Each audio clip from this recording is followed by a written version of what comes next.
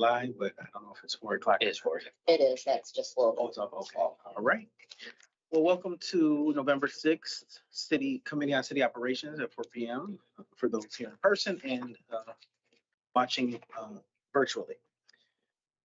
Call to order. So let the record reflect that we have all committee members present and looking for a proper motion for October 9th minute meetings approval. Make the motion. Proper motion, all in favor? Aye. All right, we have those been adopted and we have public comment on agenda items up to 3 minutes. Or this is agenda item, I know you were. Yeah, I don't have an agenda item on the list right now, so. how does that work, Lisa? You're the chair of the committee. You can make a determination as to whether you're going to limit it to agenda items or you're going to allow more general public comments. What is it relating? It's related to a code violation, the ordinance for, having your grass be too high or weeds, but in my case, it was a bunch of flowers that were mowed down. Would that be something that city council? Offer public comment at city council? That's totally up to you, Chair. I mean, Minutes. I yeah, I don't mind either. Okay. Okay, if you want, I just want to make sure you have the greatest audience, but yeah, feel free to have a seat. You have up to 3 minutes. Is it here? Yeah, for public comment, so that way the people can see you. Can you state your name too, for the record, please? Sure, yep. Alexandra Leonard. Let me know. Go ahead. Okay. So yeah, my name's Alexandra Leonard. I'm a 13-year homeowner who lives on the east side, and I'm also a community artist who has done such projects as the Shiawassee Street Mosaic Project along the River Trail, which is over 2,000 community participants participated between 2020 and 22, making their own handmade tiles, all designed and installed by myself. I also currently work for a company called Wild Ecoscapes, where we do native plant landscaping. And we are currently contracted with the Ingham County Drain Commissioner's Office to upkeep and maintain pollution cleaning native garden infrastructures at the Montgomery Drain, the Tollgate Wetlands, and the Groesbeck Drain, for instance. Our ecology expertise helps to drive functionality and beauty in these areas for the ecological, water filtration, and wildlife benefits. We've received overwhelmingly positive feedback for our work in the last year. So I was shocked, heartbroken, and dismayed when I discovered on October 30th that my fenced-in double lot pollinator garden that I've put thought, money, and hard work into for the last 12 years was completely mowed down for the first time in over a decade.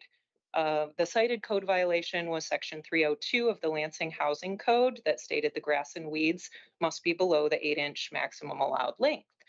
I had trimmed a few things down, sent an email to the officer noting that the grass wasn't over 8 inches tall and that the noted weeds were in fact wildflower stalks that provide food and habitat over the fall and winter for beneficial bees, insects, fireflies, birds, and butterflies.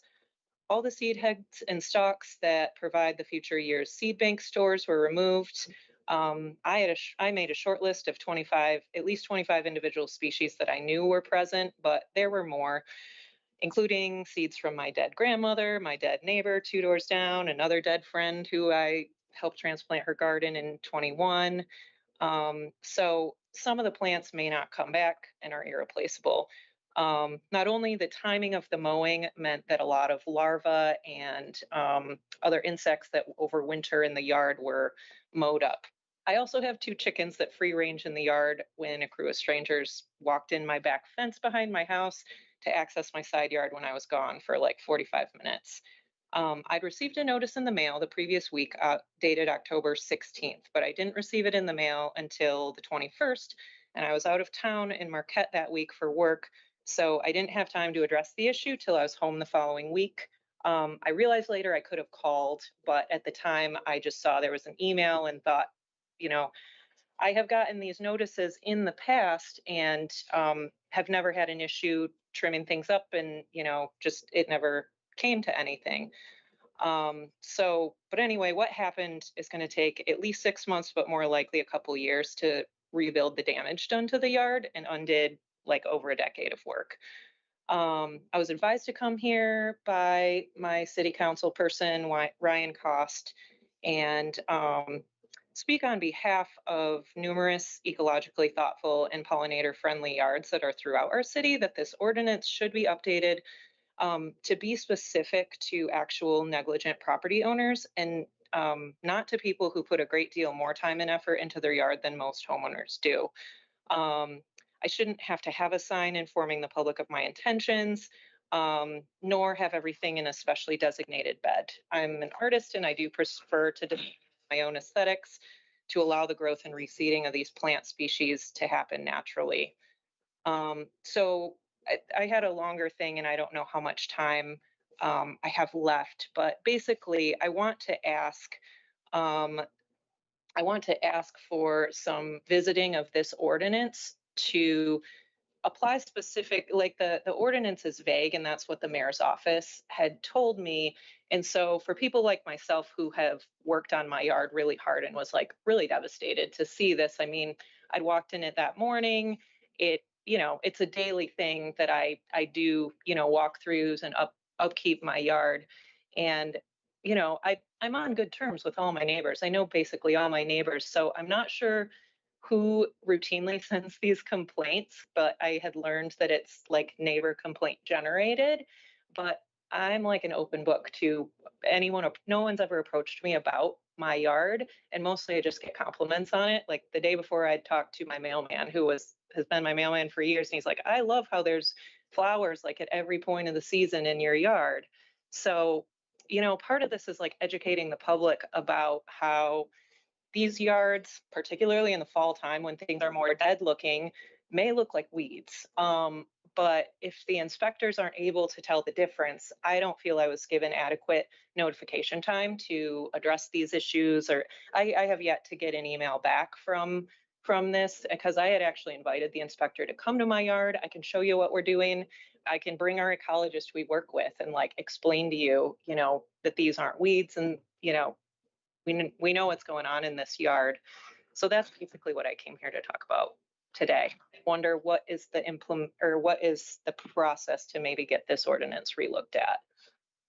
So thank you for coming and thank you for your public comment. This is more like economic development and planning and also city council. So I would, I guess, I will follow up, I guess, with President Cost to figure out why he sent you to this committee. Okay, sure. He had said he would also, This happened though. yeah, okay, yeah. I mean, I will do the work I need to do with the code ordinance office to, address, like, file the claim, or I was directed by the mayor's office to fill out the claim form for, I haven't yet received a bill, but I know I will for that. But really it fired me up just because of, this is my coworker, and we both work on the drains together. I mean, we've been doing a lot of work with identifying invasive plants and like getting these native plants better established on these newer drains, like the Frandor one's newer, in managing invasives so that these plants not only look really good, but they're also like doing a lot for the ecosystem too.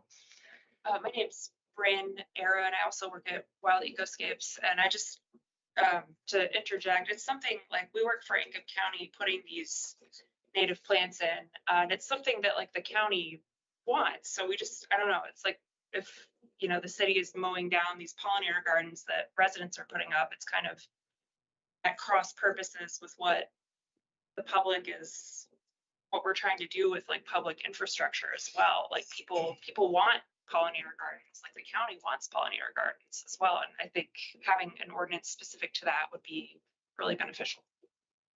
So much. Councilman Garza. I guess I would just encourage you guys to maybe reach out to your county commissioner Okay, and talk to them, and maybe it's education. Maybe, the county needs to speak with, the city and talk to them about, hey, this is what we're trying to do. This is what they look like, and maybe educate them on what pollinator gardens are about. So this doesn't happen again.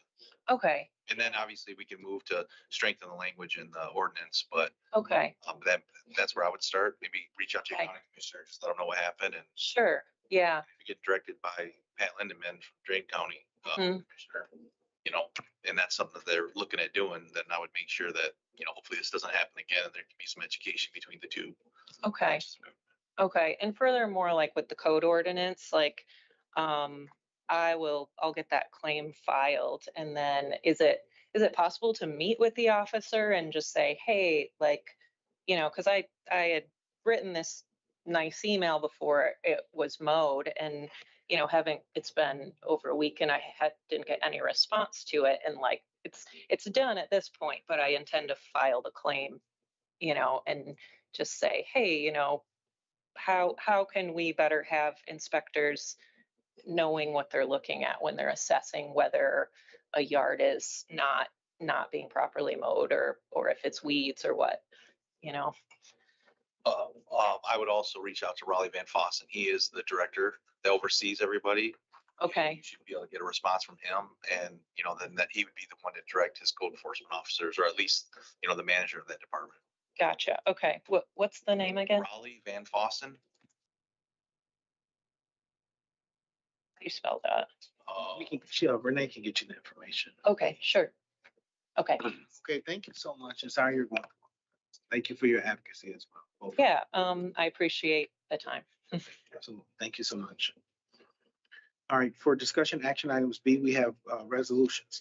Resolution B and C, we have resolution fireworks display, ACE, what is that? Pyro LLC for the City of Lansing Silver Bell celebration November 21st.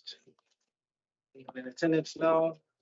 Any discussion? I'd move the resolution. They have to Proper. do this every year. Proper motions. This is something we do every year. Residents like it. Love it. All in favor? Aye. Thank you. And then we have resolution C, nonprofit recognition for Capital City Wrestling Club. Jordan and I didn't catch your name. Josh, come on up. Thank you all for being here. Thank you for your patience. Thank you for what you do for the community. The floor is yours. Yeah, so I'm Jordan Manor. I am the head coach of Capital City Wrestling Club, or CCWC. I am also the vice president of the actual organization. This club has been around since the early 1960s. It started off as Lansing Wrestling Club between a bunch of coaches from Sexton, Everett, and Eastern. And obviously it's grown since then and it's branched off and changed into Capital City Wrestling Club. I got the opportunity this year to become the head coach. And what I've done for this organization is taken the steps to get this to an actual nonprofit. So we're recognized by the IRS federally that we are a nonprofit. So the next step was getting, recognition from the city of Lansing as well. It's nonprofit. Most of the kids that we get, so it's a youth program. So from ages 4.5, 5 years old to about 16 for this wrestling. For like the minor season, freestyle and Greco-Roman season that runs in the summer months. So most of the kids that we get up there are scholarship kids. So being an actual nonprofit where I can accept sponsors and get donations and things like that to help get some of these kids that may not be able to afford to, wrestle, because it's not a cheap sport either. So. Thank you. That sounds like wonderful. What I'd be open to is a match between you and Councilman Garth. I heard. Quite good. See what the outcome- Hey, I started wrestling 1980 for Capital City. And, I see Jared Brickley's on here too. I went to school with Jared as well. Yeah. Yep. But I thought that would get a smile out. Yeah, so JJ is my lead technical coach, and then Jordan Brickley, his brother, as well. He's done a lot more MMA stuff, but his kids wrestle. I wrestled for Capital City growing up. My kids are now wrestling for Capital City, so it's a family thing. It's always been that way, and Capital City has been always such a word of mouth program.